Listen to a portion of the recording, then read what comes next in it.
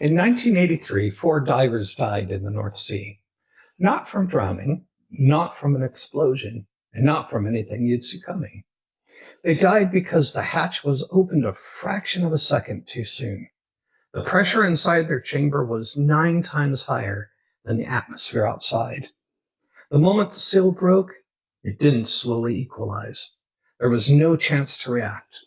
The human body was subjected to forces it was never designed to survive. That event is called the Byford Dolphin accident. And what still matters about it isn't just the tragedy. It's what it reveals about how stability actually works. Here's what strikes me about the story. Right up until that hatch opened, everything looked normal. The gauges weren't screaming, no alarm had gone off. And from the outside, and probably from the inside, it felt like a controlled environment. And it was. But that control wasn't coming from the system being inherently safe. It was coming from the pressure being perfectly balanced. Remove the balance and you don't get a warning, you get a result. That's the thing people miss. Stability that depends on precise conditions holding isn't really stability. It's a loaded state waiting for the wrong moment. What makes pressure differentials so dangerous, whether physical or metaphorical, is that they're invisible when they're being managed. You can't see the tension in a sealed chamber any more than you can see the tension in a life held together by sheer discipline and routine. Both can look completely fine, but fine is not the same as stable. Fine means nothing has disrupted the balance yet, and the longer a high differential is maintained without release, the more catastrophic the release tends to be. Because precision and resilience are not the same thing. A system that requires everything to be exactly right is fragile. It just hasn't been tested. We do this internally all the time, and we rarely name it.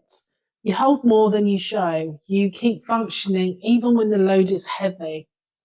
You've gotten so good at managing the pressure that you've stopped noticing that it's there because the adaptation has become the baseline.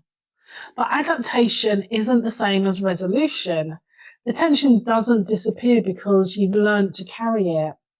It accumulates, and what worries me is how many people are living inside a perfectly maintained differential. Everything calm on the surface, without ever asking what's actually holding it all in place.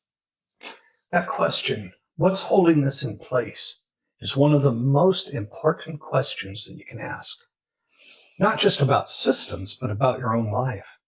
Most of us build on top of what feels stable without investigating whether that stability is structural or conditional.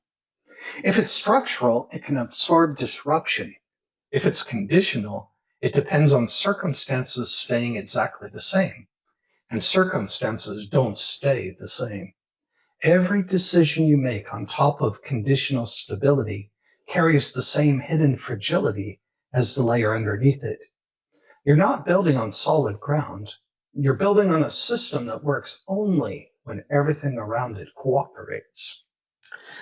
And the reason this goes unexamined for so long is that conditional stability is indistinguishable from real stability until the conditions change. There's no visible crack forming, no escalating warning. The system keeps performing, keeps appearing dependable, keeps absorbing your trust. And then the moment conditions shift, a job loss, a relationship ending, a health scare, it doesn't gently flex, it snaps. People are left thinking something suddenly went wrong when really something long present finally became visible.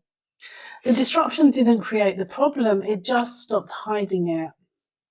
That reframe changes everything about how you respond to disruption. If you believe the rupture caused the problem, you try to restore what was there before. Reseal that chamber, if you will. But if you understand the rupture revealed something that was always true, that the pressure was always there, the balance always fragile, then restoration isn't the right move. Redesign is. You stop asking how to get back to how things were. You start asking what kind of system could actually tolerate pressure without requiring everything to be perfect. That's a fundamentally different question, and it leads somewhere fundamentally different. Resilience is the word people reach for here. But I want to be more specific because resilience gets used as a soft comfort word. What we're actually talking about is building systems that don't collapse when conditions shift. They have to be built around something other than perfect conditions. They have to have a margin. They have to flex without failing. And here's the uncomfortable part. You can't build that kind of system while you're still invested in the idea that the current one is fine. The awareness has to come before the redesign. So, what does that awareness look like in practice? It starts with a different kind of audit. Not what is working, but what is this dependent on? What conditions need to remain true for this to hold? Because if the answer is a long list of specifics, this person, this income, this routine, this emotional state, you're maintaining stability through precision, and precision is exhausting, and more importantly, temporary. At some point, one of those conditions changes. The question isn't whether that will happen, it's whether you've built anything that can survive it when it does. Once you start seeing it this way, you can't unsee it. You notice it in other people. The ones who seem fine right up until they suddenly aren't. You notice it in plans that look solid until one variable moved. But more importantly, you start noticing it in yourself. Not with dread, but with a clarity. Because awareness of a pressure differential doesn't trap you inside it. It gives you the one thing the divers in the chamber didn't have, the ability to act before the hatch opens. You get to choose how and when the pressure changes, rather than having that choice made for you. That choice, acting before the rupture rather than after it, is the entire point. When disruption is forced on you, you're reactive. Your energy goes into survival, damage control. It tries to make sense of what just happened. But when you've already mapped the differential, when you know where the tension lives, what's maintaining it, what it depends on, you can initiate the change deliberately, on your terms. You can release pressure in a controlled way before it finds its own way out. That's not pessimism, that's good engineering. So here's where this lands. 4 people died because a system that looked stable wasn't, and because no one questioned what was holding it together until it was too late. That story is about physics, but the pattern is about everything else. Calm is not the same as safe. Fine is not the same as solid. The most dangerous instability is the kind that performs perfectly right up until the moment it doesn't. You don't need to fear that, but you do need to be honest about it. Start asking what's actually supporting the things you're relying on. Not to tear them down, but so you can build something beneath them that doesn't require perfect conditions. That's the shift. If something in this made you pause, sit with that. Ask yourself where the differentials are in your own life. What feels stable? What is it actually resting on? That question alone is worth more than any answer we could give you.